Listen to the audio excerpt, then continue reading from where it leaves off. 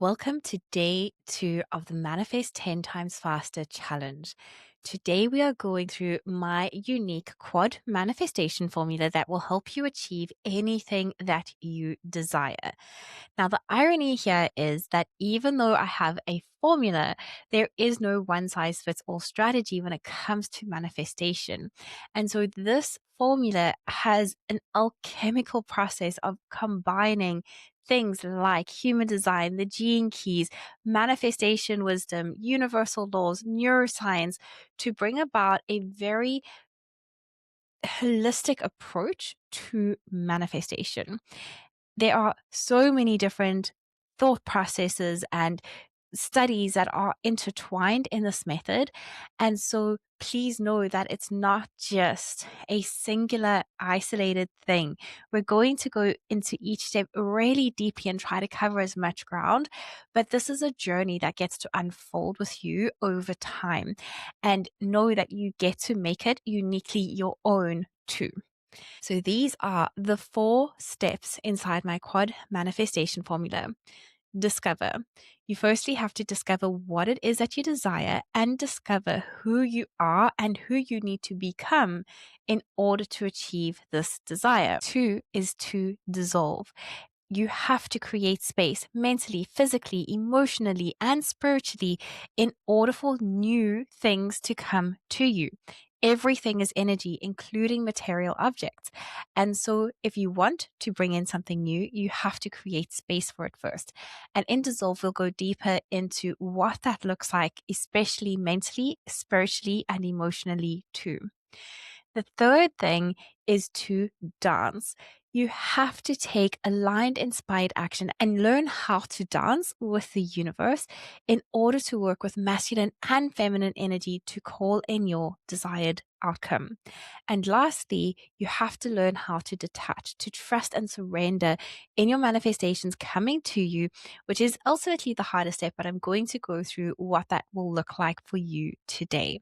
So make sure you've got your mug of cacao, a cup of tea, or some water, or you're listening to this, but you're going to want to take notes because this has got some really powerful concepts in it that could potentially change the way you manifest and view manifestation forever. Before I dive into each of the layers, I want to state that yes, I've got a sequential order of how these work. However, you can find in a space that they're kind of all happening simultaneously, and perhaps you get to a up level of your manifestation, and then there's still parts that you're dissolving to make space for more to come in, but you're rediscovering along the way the deeper levels of who you're becoming, of what it is that you desire, and you're gaining more specificity and more clarity as you go along.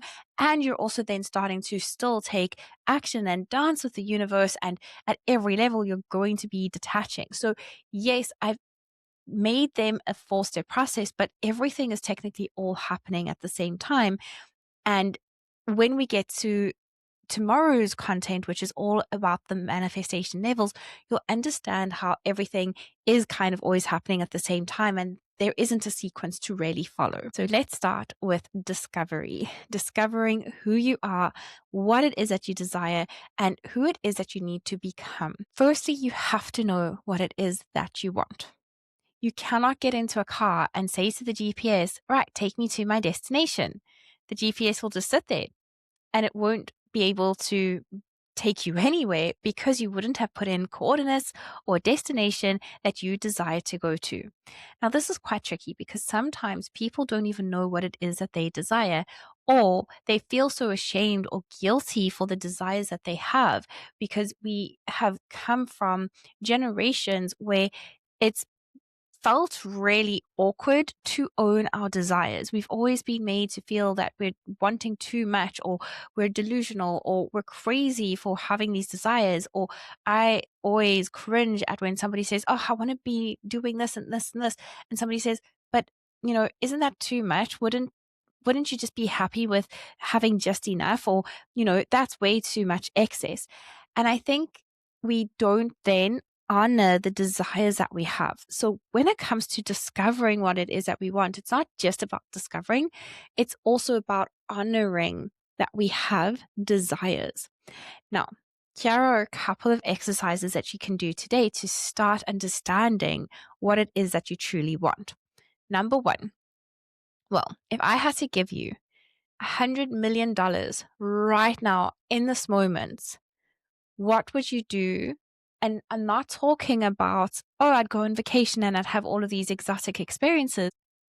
If you were to know that you had $100 million in your bank balance, what would you do in your everyday normal life?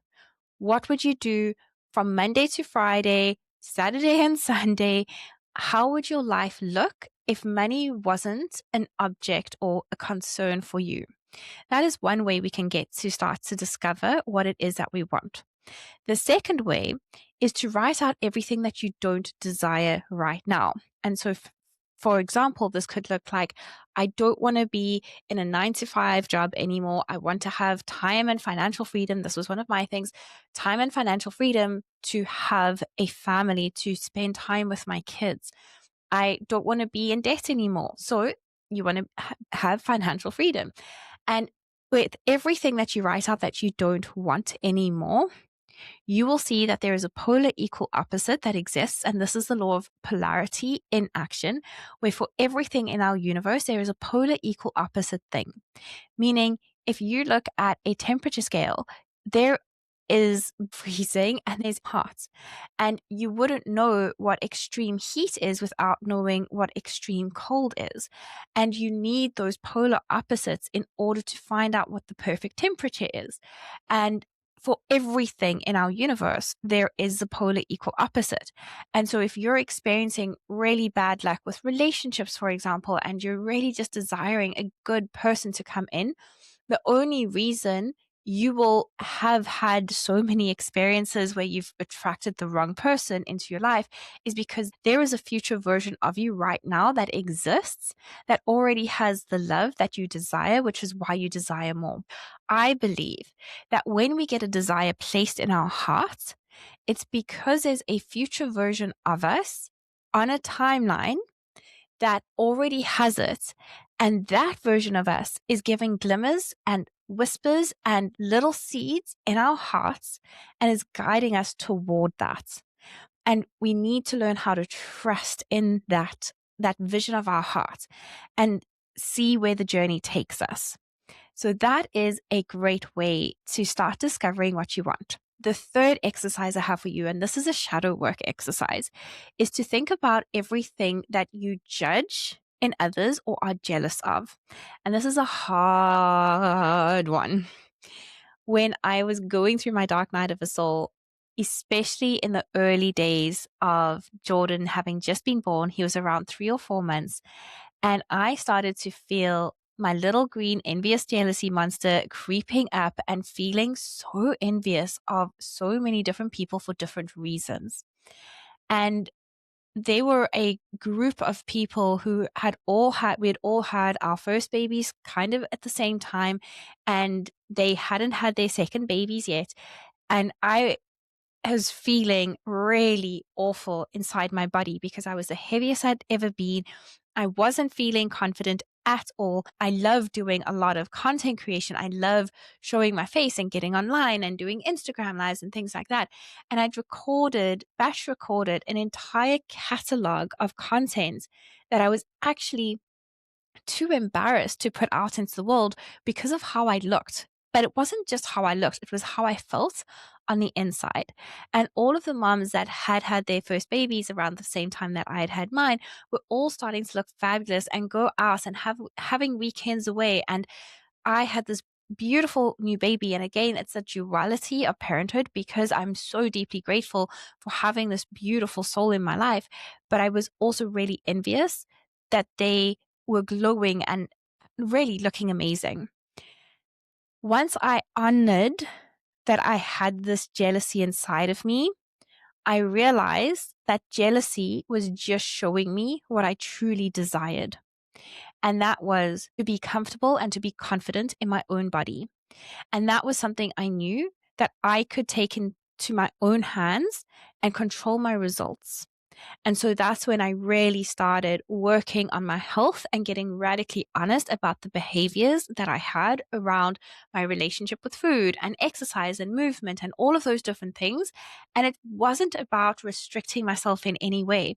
It wasn't about shaming myself or blaming myself. It was just about learning my behaviors and my patterns and how I could then do small tweaks every single day that would ensure I got in my 2 liters of water. I got in my 10,000 steps in a day. Just doing small steps of action like that made such a big difference. And that is where jealousy can become such a powerful look into what it is that you desire. Now, very often I hear people judging others, and we don't realize just how detrimental judgment is, because every time you judge another, it actually chips away at your subconscious, because your subconscious mind takes everything personally. So if you see somebody that is dressed in attire that you would absolutely never wear, and you're like, oh, look at that person, they've got this and this and this, and how could they wear that? Like, sure, times have changed. And if you are judging somebody in that way, what you're doing is you're going, it's not safe to express yourself. It's not necessarily that the judgment there is showing that you actually deeply desire to be wearing the outfit that you would never wear. It's showing you that the judgment that you're imparting is that you feel jealous that you can't express yourself in that way, that you don't have the confidence to maybe wear that. It's not necessarily about the outfit choice that you're jealous of. It's about a deeper level of embodiment that that person has. And that's what feels threatening to you. And that's what feels threatening to the ego. And so we judge another because we then feel better about ourselves. Whereas we just need to realize that when we're judging another, there is actually something deeper that is being illuminated. And when we can find that illumination, we start to really discover what our deepest desires are. And we really all have deep, dark desires that we're not honoring. And when we get to honor the desires that we have, that already sends a signal to the universe that you're ready to receive them. So we bring these to light and we honor them. Now, manifestation isn't just about thinking about something, wishing upon it, and visualizing it into existence. Yes, thought is a powerful part of the manifestation process, but it is not the only thing that brings our desires to us. It is who we are being, but not just who we are being in any given moment. It is how we view ourselves to be and the identity that we take on when we're taking specific action. And so there was a massive shift between when I first started running to when I really got into running and eventually ended up running across South Africa in the format of 8 half marathons in a row to raise funds for charity. When I'd first started running, I was really, and I'm still not the best runner, right? But I was running from a mindset of, I'm starting to run. I'm trying to be a runner. But I didn't view myself as a runner. And so the first 5 kilometers I did, and I still remember doing time trials and being the last person to finish a time trial. And the identity I had was, well, I'm just starting out my running journey, but I didn't yet have the embodiments of being a runner. And slowly but surely, the more I embodied being a runner, not only did my times improve and obviously my physical abilities improved because of the training that I was implementing, but everything around that also started to change. I traded in morning gym sessions for morning track training sessions, waking up at 4:30 in the morning and getting to track by 4:45, 5, even when it was the coldest months.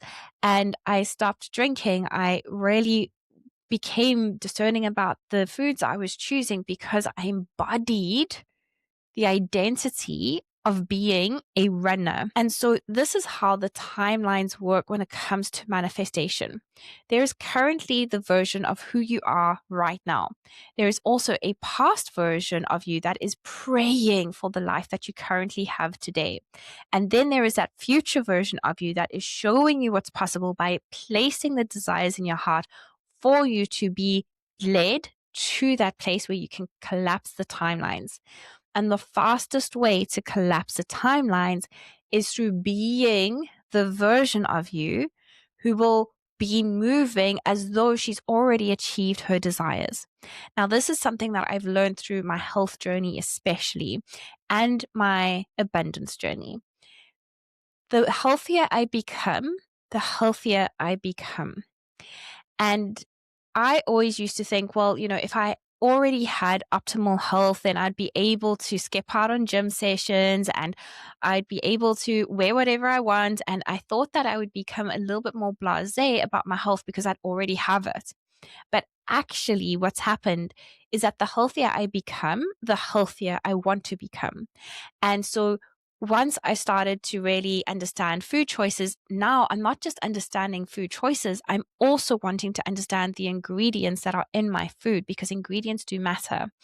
And then it's taking up that to another level of, how am I moving my body? How am I using form and not just like doing reps on repeats just to get in a gym workout? It's really about intentionality behind everything.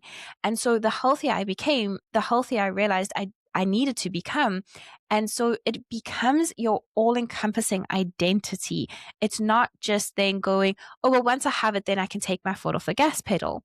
And I used to believe that once I was a millionaire, then I'd be able to afford anything I'd want. So I'd just be able to go on shopping sprees. But again, what I've learned is that millionaires understand where every single cent goes and the return on investment that that money will give you.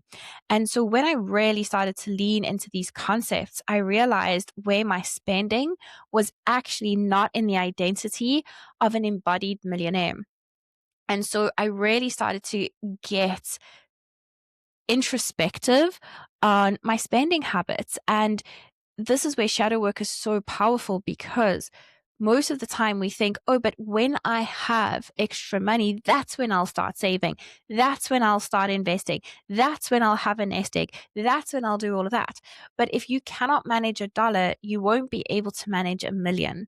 And something that really helped me get out of some of the most intense financial times I've ever been in was by simply learning how to manage $1, making different financial decisions. And what I find so interesting is that 2025, in terms of cash in the coming into my business, was the worst year of my business to date. But this is something that's really interesting. I ended off 2025 debt-free and with more savings than I ever had, even in the years that I had earned 7 figures in South African rands. I really want you to think about that concept for a little bit, because we always think, oh, well, once I have more money, then I'll have more freedom with it. Once I have more time freedom, then I'll be able to do whatever I want. But until you start being the version of you that is already going to show up when you do have it, the manifestation's never going to come, because it's not in having, it's in being. So you have to really honor the be, do, have concept as opposed to the have, do, be. Most people say, well, once I have this job, then I'll feel important. But you need to feel important first before you get recognized as the person that can be in that job title that you desire.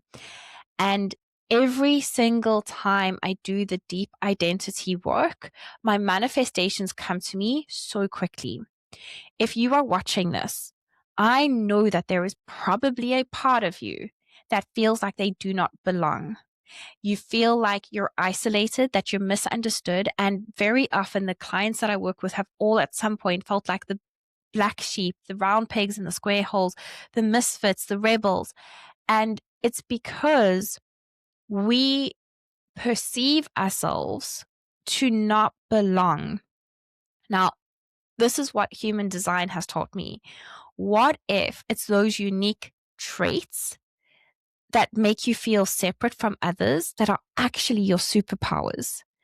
And when we start to realize that every single human being has at some point in their life felt like the misfit, the rebel, the round peg in the square hole, the people that do not belong, you realize, well, actually, if everybody's felt this way before in some way, shape, or form, am I really separate from everyone? And this is an important thing that we'll come back to tomorrow. So, with this in mind, you now need to start discovering who it is that you need to become in order to hold your manifestation. This is where I call it embody it until you become it. A lot of the manifestation community will say act as if. And people get confused and they think, oh, it's faking it until you're making it. It's not about faking it. It's not about being inauthentic to who you are designed to be. It's about going, if I already had the health, if I already had the bank account, if I already had the successful business, if I already had the job promotion, if I already had the love of my life, who would I be? When I was wanting to attract soulmate love into my life and was going heartbreak after heartbreak, I had a moment where I reached my absolute rock bottom moment on my 27th birthday. I drank myself into a stupor and I was so embarrassed and I was so ashamed. And I still remember waking up. It was a Sunday afternoon that we'd had a champagne picnic and I'd had way too much champagne. And I woke up on the Monday morning at about 1 or 2 a.m. to get some water. And I remember going and asking myself this question. If I were the version of the person that I would want to attract into my life, so I'd written down like who I would want that person to be. I'd want them to be smart. I'd want them to be ambitious. I'd want them to know where they were going in life, be sure of themselves. I would want them to, honor and love and support me and be adventurous and make me feel loved every day. And I felt myself standing in that version of the person I was calling in. I felt myself standing in their shoes, looking down on me in that moment. And I asked myself the most important question that I think I've ever asked myself in my life. And that was, would I want to date me, let alone marry me? And the answer was no. And it felt like a punch in the gut. And I remember that was the moment that I was like, I'm not proud of the woman that I am being. And I keep thinking that when I get the soulmate love, they will fix me in some way. I kept waiting for a savior to fix me so that I could be the version that I would be proud of, that I could feel loved, because I was waiting for that person to make me feel loved to be loved. But I first had to be loved and be loved by myself in order to bring that person into my life. And so it took me a month, just a month. That is so small in the bigger scheme of things, to clean up my act. I remember at 2 a.m. on the morning of waking up, between 1 and 2 a.m., I decided that I was deleting every dating app. I deleted every social media app except for WhatsApp on my phone. And I replaced doom scrolling with meditating and journaling. I replaced going on dates with doing yoga or something for myself. I replaced fast foods with salads and just different things. And I used to, instead of going partying on a Friday night, I would sit and have a date with myself. And I really got to know myself. I got to know and understand what my favorite colors were. And I dated and I romanticized myself. I wore sexy lingerie, not because I was seeing anybody, but because I wanted to feel sexy in myself. I wanted to do all of these things. And so I romanticized every area of my life to feel loved by me firstly. And the more I started doing that, and the more I started being the version that I thought would be wife material, things started to change really quickly. And within a month, I had a completely different mindset. And I gave myself a full year. I said to myself that I was going to spend 2017 doing such deep inner work that it might take me a full year to heal and to really reprogram my mind, but I'm giving myself a year. And by the June, something just happened within me. This was the February was my rock bottom moment, the 26th of Feb, that's my birthday. And in the June, I'd hit a moment where I was like, something shifted inside of me. I feel ready. And I remember going onto dating apps and treating it completely differently because of who I was being and how I viewed myself to be. All of a sudden, I was proud of the woman I had become. And this work has collapsed timelines for me every single time. When I wanted to become a full-time entrepreneur and I was building my company on the side of, doing the side hustle whilst I had a 9-to-5 job in interior architecture, I was really embodying the CEO version of myself. And because I was moving with that mentality, I was really doing well at work and I was doing better work. I was being more efficient. I was being seen and recognized and being the lead on certain projects. And I was so proud of that as well, because it actually helped me manifest becoming an entrepreneur full time 5 months earlier than I had planned to become and go off on my own. And this is the most powerful work you can do when it comes to manifestation, is working on that identity piece every single day. And every single morning, I ask myself, who would I be if I was already proud of myself? Who would I be if I was the entrepreneur that I see myself to be?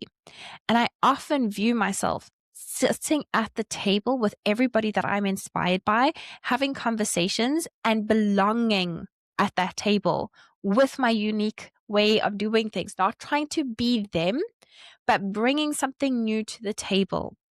And it has changed everything because of how I've continually programmed my mind to know that I belong and have something unique to share that makes and sets me apart. And that's why I belong. It really helps attract the most incredible people, situations, and opportunities into my life. And I know that this is really just the beginning. So who would you be? Discover that. And it's not going to happen overnight, but it's going to happen through the incremental little tiny shifts of habits that you do on a continuous basis. That is how we really reach our manifestations. So that is the discover phase. Now, whilst you're going through the discover phase, you're going to also simultaneously be needing to dissolve certain things. This is all linked. It's not, there's nothing that happens in isolation. It's all happening simultaneously. So the second step is to dissolve. And this is where we dissolve anything that is standing between us, getting between us where we are currently and to where we would like to go. So from a physical level, we need to create space. And this is where I want you to bring to mind the thing that it is that you're wanting to manifest. And if it's, for example, more abundance, then you know that you're going to probably get that through the work that you do in the world. So do you have space to bring that in your workspace? Is your workspace organized, or is it so cluttered and you have calendars filled with things that aren't actually pushing the needle forward? Or are you creating space? And this looks like cleaning out your mailbox, making sure your calendar is running seamlessly, fixing all of those energy leaks that we all have. What does your purse look like, even where money lives? Money's home. Do you know what your finances look like? These are the things that I want you to start going into in microscopic detail, really starting to look at physically what you're wanting to bring in, and do you have the time and space for it? So often I work with clients that are desiring to have soulmate relationship love. And then I ask them, well, what does your calendar look like? And it's packed with back to back events.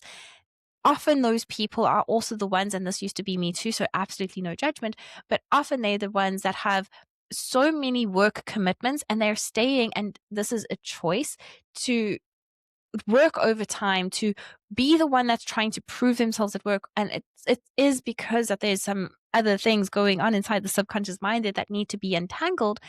But that is why they're not able to attract their desired partner into their life. It's because they don't even have space in their calendar to go on a date. So do you have space and time to date and romanticize yourself? You don't need the other person to be on a date. You can do that by yourself. Have a moment where you're like, I'm going to take myself on a date and read a book in a coffee shop because that's what I desire to do. And really making space for that.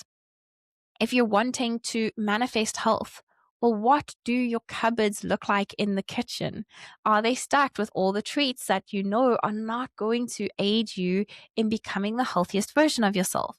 If you go to your wardrobe, is your wardrobe filled with clothes that don't make you feel beautiful or elegant or sexy? When we start to do those physical things, it starts to change our brain chemistry and believe in ourselves even more. So that is how we create physical space. The next is to make space emotionally. And emotions are so fascinating. Emotions are simply just energy in motion. And when energy gets stuck in the body, it creates dis-ease. And so it's really important to understand what your body is signaling to you. And the best and surest way to know what your body is signaling to you are through your emotions. Now, creating space emotionally can be something that kind of starts to blend into our belief systems, which are our thoughts create our feelings, and our feelings create who we are being, and vice versa. So it becomes a circular kind of economy that we have working on within ourselves here. But to make space emotionally, I want you to just think of, where are you holding onto the past, and you're holding onto a feeling that you're either scared to experience again, or that you don't want to let go of because it would then invalidate a memory or make something be forgotten. So often, people I work with have this fear of being forgotten, or that they will forget something that was loved. But in holding on to pain, we then actually do start to lose the fragments of the good. And so when we understand how to make space emotionally, we can usher in an entire new range of space to amplify love. We'll go into love in a greater detail tomorrow, because love really is one of the highest frequency essences that we can ever work with. But what are you holding on to emotionally that makes you feel bad? This is something that most people might go against me on, which is, if you are wanting to feel good about yourself, yes, learn to love yourself as you currently are. I'm all for that. But if you wake up and you've got a messy bun in your hair, and you haven't brushed your teeth in 3 days, and you're wearing a very big old shirt with 3 holes in it, and you haven't showered, you're not going to feel good about yourself. You're going to be like, oh, I kind of feel a bit gross right now. Whereas if you go and you have a shower and you brush your teeth and you put on a nice outfit, and for me, I love doing makeup, and you're like, oh, I actually feel really good about myself, you're going to feel different. And so this is where we start to also raise our standards in doing things that will make us feel good. So, with emotions, essentially, you're wanting to be able to understand emotions and become emotionally intelligent. And when you understand that there is always an emotion behind an emotion, that's when you can get to the root cause of something in order to transmute it. So, very often, we think that anger, for example, is a bad thing to experience. But what if anger is actually just passion that is ignited, and it's making you move in a certain way? And so when somebody goes against a value that you are passionate about, it brings up rage. And when we can start to understand emotions from a very different lens, that is when we're able to move emotions through us. But making space emotionally is going to be a very big part of your manifestation journey, because if you are holding on to things from the past because it made you feel a certain way, then you're going to make those feelings mean something about you. For example, I feel like a failure because I experienced sadness or embarrassment or shame or guilt because I didn't do this, and now I'm a failure. And so we really need to start cleaning up that. What if nothing meant anything personally about us, and it was just an experience, and we're here to experience all spectrums of emotions? So that is one of the ways that we can start to dissect where we need to make emotional space. Spiritual space is a topic that is going to be very personal to you, but I do believe that we have to create space to connect to the divine in some way, shape, or form. And that could be through prayer, that could be through journaling, that could be taking a moment of silence to hear the whispers that come through. Because, like I've said in day one, you need to open up your mind to all the different possibilities that could exist, and then have that moment where you are in reciprocity in order to receive what God, the universe, soul, spirit, whatever is trying to tell you. And that's how we create spaces, through stillness. And lastly, and this is the one that I really want to dive into, is the mental space. Mental space is really combing through the belief systems that we've taken on as truth. A belief is something that we if, right? There are lies within belief. because beliefs are just stories that we tell ourselves that we then buy into as truth. But there's no truth in beliefs. There are only lies. And so we need to discern on what is serving us and what is not serving us. And when we can comb through our beliefs in that way, we'll see what is serving us and what is not serving us. And then once we have awareness, we get to choose to move differently. I have categorized beliefs into 3 different areas. We firstly have individual beliefs, and individual beliefs are shaped through the experiences that we have in our lives and what we make it mean of us. And so if we were in a situation where we stood up on stage to say a speech and we absolutely fumbled over our words, you might have, well, if I stand up on stage in a public forum, I don't know how to articulate my message. And there might be neurons that wire together in that moment that says, I'm bad at speaking. And now you've gone on throughout your entire life believing that you are bad at speaking. However, when we look back on our past beliefs, it's not to relive and stay stuck in the memory of them. It's to go, well, maybe I was just really shy and I'd never done that before. And it was a huge learning curve for me. And it felt very overwhelming because there was an audience for the first time in my life.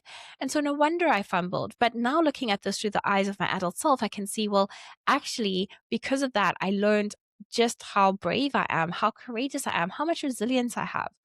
And that is what we do when we start to look back at belief systems. But individual beliefs are beliefs that you formed about yourself through experiences that you've had. We then look into tribal beliefs, and this is where things really start to get interesting. Because tribal beliefs are beliefs that are imparted to us from our primary caregivers, and not just that, but also systemic, cultural, and generational beliefs too. I love helping people heal generational trauma. I think it is one of the most fascinating topics. Essentially, through the study of epigenetics, we know that we hold up to 7 generations of trauma in the cells of our being. To get to 7 generations, there are 128 people that constitute 7 generations.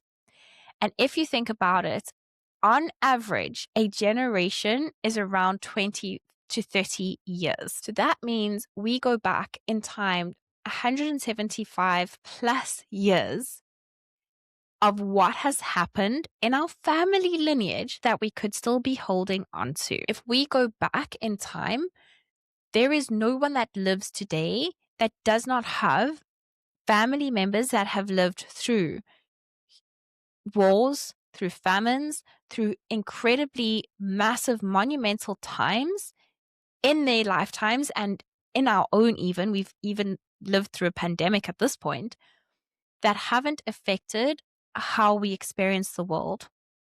And so sometimes the beliefs that we're carrying didn't start with us. And when we start to heal generational beliefs, we can start to really let things go.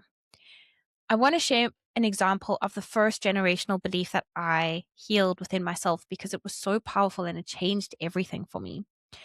I had this belief and I didn't realize I had it, but I noticed the habit and the behavior first. And the habit and behavior was I can't finish anything. Every project I started, and I even remembered me being in grade 7, taking out a whole bunch of worksheets that we were supposed to complete and only half doing them, and then trying to get to the next one because I was also trying to prove that I could keep up with the top A student in the class. But I remembered not finishing any of those worksheets and then going, I'll get back to it. I'll get back to it. And this has been a repeating pattern that has shown up in every area of my life for a very long time.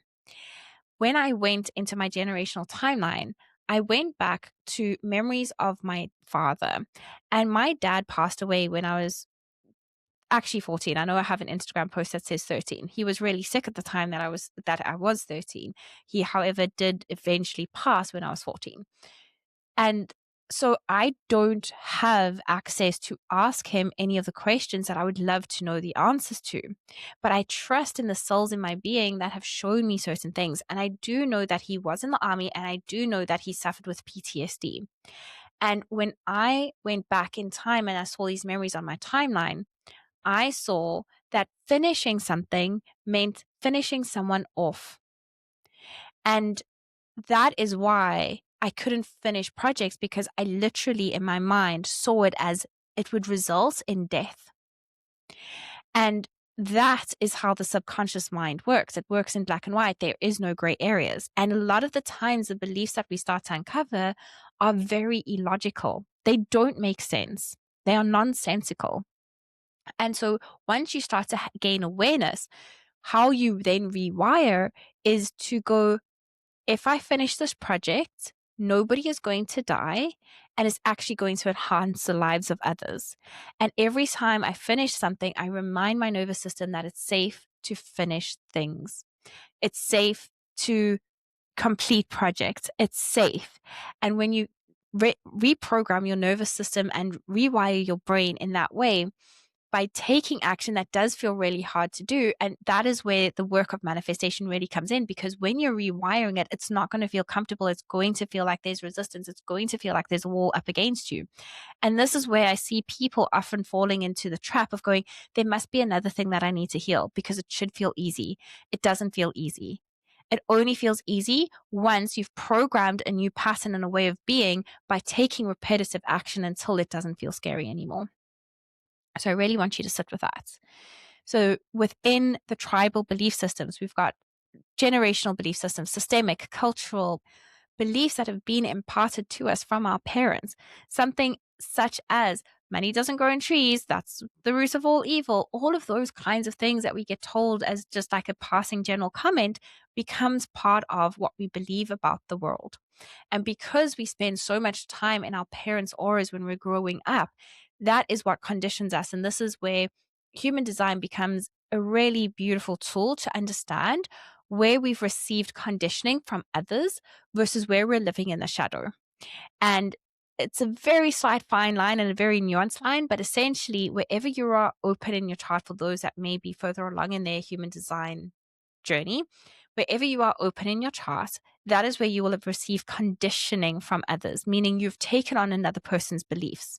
That is generally where tribal and collective beliefs live. But where you are living in the lower expression of your chart and you are defined, that is where you're living in shadow. And so that is all personal that you have to then dive into to bring light to the darkest, most shameful parts of you in order to bring that to the surface and then move through it. And the last set of beliefs that we're going to look at today are the collective beliefs. And collective beliefs are societal constructs we are being narrated to on a daily basis. The images of women that we see in magazines that are celebrated and revered, we believe that we have to look that way in order to be celebrated and revered. And we know how those narratives go. We know how, we've been pushed agendas for the longest time. And societal beliefs and like collective beliefs are really about going, well, those are the shoulds, but is that something that I truly want and does it serve me? I want you to deeply hear this. With beliefs, there are going to be times where beliefs may serve you, and then there are going to be times where those same beliefs no longer serve you. If you are currently in a period where you have pushed yourself past your limits and you're needing to rest and deeply replenish yourself, you're going to need to take that time to do that. And then there's going to come a time where you will need to start getting out into the world again and venturing out of your comfort zone and maybe taking on work, but in a balanced way. And what happens is that when we go to either extreme of the pendulum, we find the balance. And so when you do start moving again, you're going to have to find the balance and again leave the beliefs behind, but there are going to be beliefs about rest that you'll then need to change in order to serve you for different seasons of your life. And how this is translated for me is that when I didn't have children and I wasn't married yet, I could give my all and everything to my business. And I had beliefs of just pushing and, really making the most of it. And I did. And it was amazing. And I was really incredibly grateful for the success that I achieved for that season of my life. And then when I became a mom, I had to really reconstruct the beliefs of what working hours even looked like for me. Because for me, I was then working when the babies were sleeping or in the evenings, and I had to be okay with that. And so what serves you today might not serve you in the future. And so this is where you have to be very careful with your wording, that you're not making vows to yourself to always be a certain way, because a vow to yourself lives deeper in your subconscious, your psyche, and even your Akashic records than you realize. And this is where I really am very intentional with my wording. So when you're breaking through belief systems, don't use the phrase, I vow to always, because that vow holds more weight than you realize, especially when it comes to energetics and healing in 5D and beyond realms. Now, I know that that might be a little bit too spiritual and woo for some people, so let's bring it back down to just the dissolving part. The dissolving is all about, firstly, with any belief, it's to have awareness. Once you have awareness of the belief, you then get to choose and change your behavior, because what you aren't changing, you are choosing. So once a belief comes up, you need to take the time to gain awareness. And once you've gained awareness, you've worked through it, you've reframed it, that's when you can move differently. We look at our past once again to learn from it, to change how it feels, so that we can move differently into our future and amplify our future and who we get to be and how we get to move through the world. So that is the dissolve segment of the QuaD manifestation formula. I know it's a big one.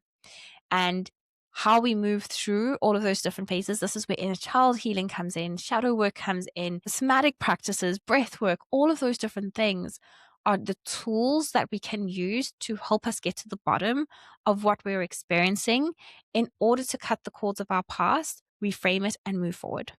Once we are able to move forward, we're dancing with the universe. And again, this is why I say all of these steps are kind of interlinking, because you'll take some steps of action and then need to go back to discovering and then need to go back to dissolving. So there's no, this is step one, this is step two.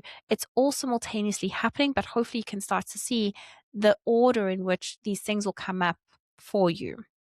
Now, dancing with the universe is about taking aligned, inspired action. And I think so often people think, oh, I just need to do more because my energy output must equal the return on energy investment I get.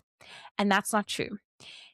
I can't remember where I first heard this thought or this concept, but it said if every person that works really hard were to be rewarded in terms of the effort that they're putting out, then every woman that is working in fields and doing hard labor should be millionaires by now, but yet they're not.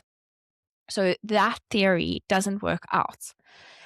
And this is where taking aligned, inspired action is not about taking your foot off the gas pedal either and sitting back and not doing anything. That is when we fall into entitlement, which again, we'll be speaking a lot more about tomorrow. But it's about going, what do I know I get to do that is aligned to that future version of myself that probably feels damn scary to do? And this is where you get to be more in the actions that you're taking. It's not about working more. It's about working more efficiently, doing less, being more. Okay. Now, when I first started doing human design readings, I charged a fraction of what I currently charge, but it used to take me 6 weeks to be able to really understand somebody's charts. Now, within a matter of minutes, I can look at somebody's charts and give them feedback that could change their lives. Am I doing more to be able to create that impact? No, I'm actually doing less, but I'm being more because I've embodied the wisdom that I've learned. And so when you're getting uncomfortable, you have to realize that, yes, there will be processes that you go through, but it's really about being more and really working smarter with your time. So often we get lost in the busyness of lives. And this looks like replying to emails that aren't actually going to move the needle forward. It looks like being busy to be perceived by others that you are busy, which then makes you feel important. And that's just something that scratches our ego. And that used to be me for the longest time. The reason why I used to work 100-hour weeks in architecture wasn't because I genuinely needed to. It was because I thought I needed to, and I was trying to prove myself.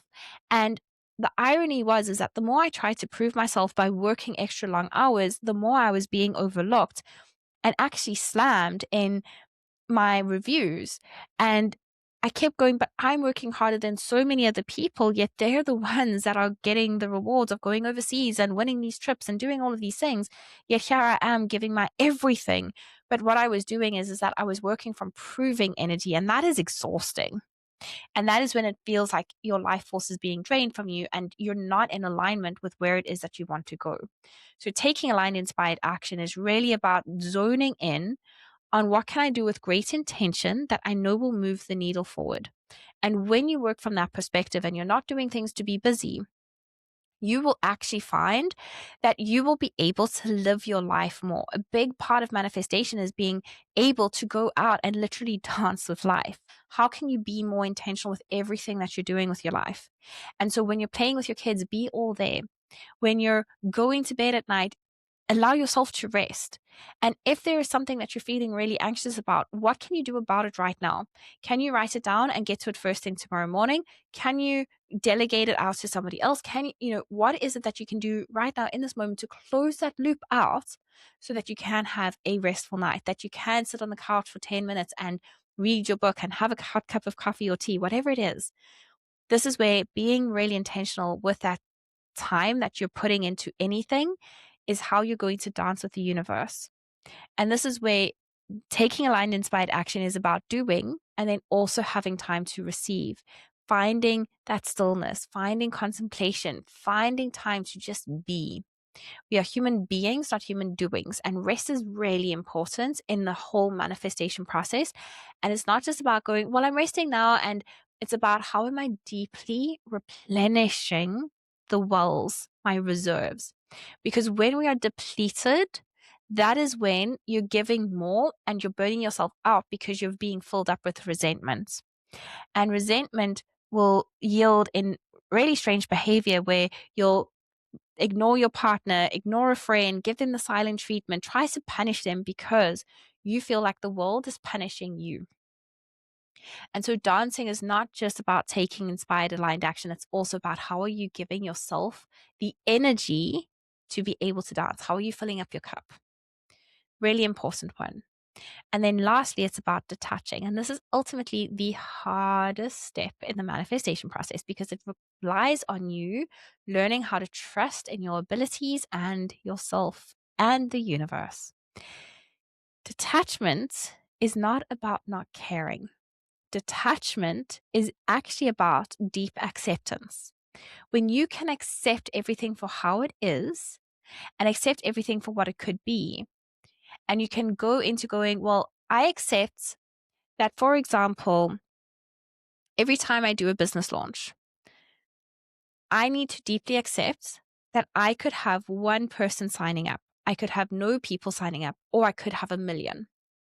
And if I had to have 1,000,000, would I be ready for that? Yes or no? If nobody signed up, can I deeply accept that too? Yes, I could. If nobody signed up, what would that mean? Well, it would mean that maybe my marketing wasn't correct. It would mean that maybe I didn't put myself out there. It would mean whatever it would mean. But this is where you cannot make what the meaning is about you and let that attack your personal being. It means something about your skill set or your work ethic, but not about you. You have experiences, but you are not your experiences.